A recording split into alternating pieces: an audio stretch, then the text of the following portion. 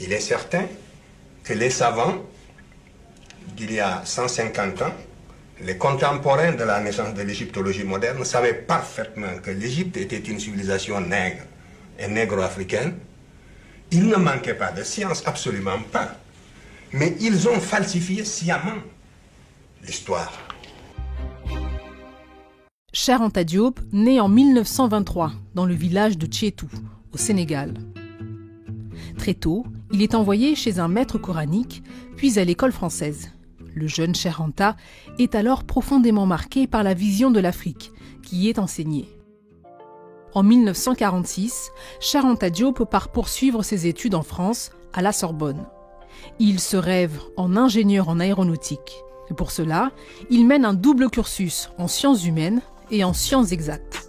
Diop suit les enseignements du philosophe Gaston Bachelard et de l'ethnologue Marcel Griaule. Il choisit de se spécialiser en chimie au Collège de France, sous la direction de Frédéric Joliot-Curie. À Paris, Diop fréquente les milieux intellectuels qui militent pour l'indépendance des pays africains.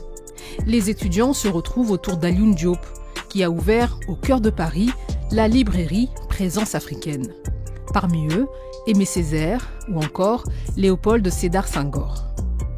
Cheikh Anta Diop rédige une thèse à la Sorbonne, mais à cause du caractère explosif de son contenu, aucun jury n'est formé. Diop y défend l'idée que la civilisation égyptienne était une civilisation profondément africaine. Ces thèses iconoclastes sont finalement publiées dans Nation Nègre et Culture en 1954. La sortie du livre fait l'effet d'une bombe dans le milieu universitaire. Tu sais que dans le rapport de thèse de sa soutenance de 60, il est écrit en toutes lettres qu'il est hors de question, évidemment, que les thèses défendues par le doctorant fassent l'objet d'un enseignement dans nos colonies. C'est écrit en toutes lettres. C'était très facile à l'époque coloniale. Pour les théoriciens de salon du colonialisme de l'époque, les ethnologues que je ne veux pas citer, ça leur était très facile de tourner en dérision cette littérature naissante, devant des jeunes esprits en formation. L'inconsistance de la formation intellectuelle des générations africaines de l'époque ne permettait pas d'avoir une vue claire là-dessus, et c'était très facile de prendre les Africains de court et de les détourner de cette littérature, de les court-circuiter en quelque sorte, avec des menaces, n'est-ce pas, à peine voilées aussi. On vous disait, si vous suivez Cheikh Anta, eh bien, vous pouvez mettre une croix sur votre carrière. On vous menaçait de tous les foudres du monde, etc. Vous le saviez bien.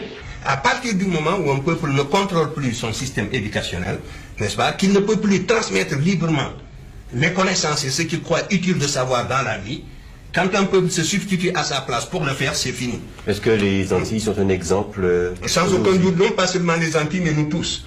Et quand je suis tombé sur l'Égypte, mes camarades le savent de ma génération, j'étais gêné. Ça ne m'intéressait absolument pas de tomber sur l'Égypte, pour ce que je cherchais. C'est le fil conducteur, c'est la continuité, c'est la restauration de la conscience historique qui m'intéressait. C'est cette conscience historique qui est le ciment, qui réunit les individus d'un peuple, qui fait qu'un peuple n'est pas une population, un agrégat d'individus sans lien. C'est ce sentiment historique seulement que je voulais restituer, restaurer. À partir de 130 000 ans, les Noirs étaient déjà là comme vous et moi. Et il n'y avait que eux sur la terre. Il n'y avait pas d'autres races, ça il faut le savoir. Il n'y avait pas sur la terre d'autres formations anthropologiques que des Noirs sur la terre de 130 000 ans à moins 20 000 ans. Je n'ai pas le temps de m'étendre sur les industries préhistoriques comme les industries de l'homme aurignacien que je vous montrerai tout à l'heure, qui est le premier habitant de l'Europe et qui était un Noir. Et c'est cet homme qui est resté en Europe pendant 20 000 ans, qui a subi des mutations dans les conditions de la glaciation virmienne, la dernière glaciation qui a duré 100 000 ans. Et c'est au cours de ces mutations que la race blanche va apparaître seulement vers moins 20 000 ans. Ici, vous avez le premier roi de la terre. C'est Narmer qui a unifié la vallée du Nil en 3200. Voyez-le, il n'est ni sémite, ni indo-européen, c'est un nègre caractérisé. Voici Aménophis Ier. C'est un des pharaons les plus énergiques de la 18e dynastie, 1600 avant Jésus-Christ. Et vous ne verrez jamais un blanc représenté avec les traits d'un chef ou d'un dignitaire à cette époque, précisément parce qu'ils étaient au bas de l'échelle. De même que dans l'histoire de l'Europe impériale, vous ne verrez jamais un loup noir représenté avec les traits d'un chef, parce que, entre-temps, la situation politique et sociale s'était renversée. C'est que très tôt, il a été un esprit dissident, mais un esprit extraordinairement rebelle. À l'époque, il s'agissait de parler latin ou grec, quoi. C'est Césaire qui parle dans Discours sur le colonialisme des élites africaines décérébrées. Ces gens, on leur avait enlevé littéralement le cerveau. Mais cher, son cerveau est resté intact du premier au dernier jour. Ce n'est qu'à la libération de Mamadou Dia et de ses compagnons que Cheikh Anta Diop a entrepris les démarches nécessaires pour la création d'un nouveau rassemblement qui va donner en 1976 le Rassemblement national démocratique.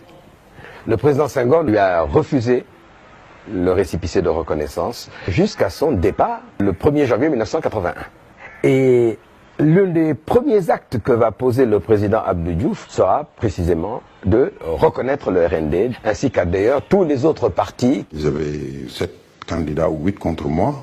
Il y en a un qui n'a pas voulu se présenter contre moi, mais qui s'est présenté aux législatives, c'était Cheikh Anta Diop. Et il n'a pas dit je soutiens Abdou Diouf ou je ne soutiens pas Abdou Diouf, mais en tout cas, il ne s'est pas présenté contre moi. Cheikh Anta Diop, Senghor, ce sont les deux visages du Sénégal. Et Cheikh Anta Diop a été une espèce de contre-pouvoir à lui tout seul, en pesant sur la conscience de Senghor. Cheikh Anta Diop le dérangeait certainement plus que les formations politiques marxistes. Mais cela dit, mieux vaut un président qui bataille, même de manière ambiguë, sur le terrain linguistique, qu'un président qui fusille ses opposants et les met en prison, quoi, voilà. Après avoir créé un laboratoire de radiocarbone, Diop devient en 1980, après le départ du président Senghor, professeur d'histoire ancienne à l'université de Dakar.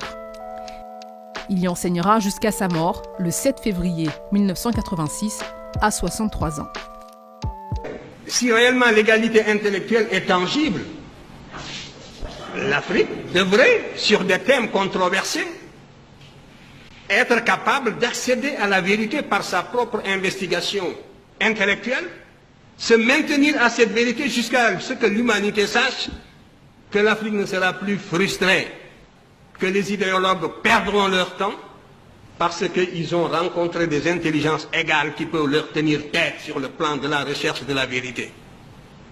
Mais vous êtes persuadés que pour qu'une vérité soit valable et objective, il faut qu'elle sonne blanche. Mais ça, c'est un repli de notre âme qui doit disparaître. Vous serez bien amenés un jour à nous relayer sur le terrain où nous nous situons aujourd'hui. C'est moi qui vous le dis. Ce que nous voulons, ce que nous visons dans votre éducation, c'est de réveiller justement le bâtisseur de nations qui dort en chacun de vous. C'est de réveiller le créateur qui dort en chacun de vous. Par conséquent, il n'y a qu'un seul salut. C'est la connaissance directe. Et aucune paresse ne pourra nous dispenser de cet effort. Il faudra absolument acquérir la connaissance directe. À formation égale, la vérité triomphe. Formez-vous, armez-vous de science jusqu'aux dents, de ce que j'ai dit à Obenga. Et arrachez votre patrimoine culturel, quel que soit le domaine d'ailleurs. Ce n'est pas seulement dans le domaine culturel. Et de se maintenir au niveau de cette vérité en prenant des mesures conservatoires jusqu'à ce que tout le monde joue le même jeu, jusqu'à ce que l'on sache que la supercherie est finie. Comment il est mort, cher?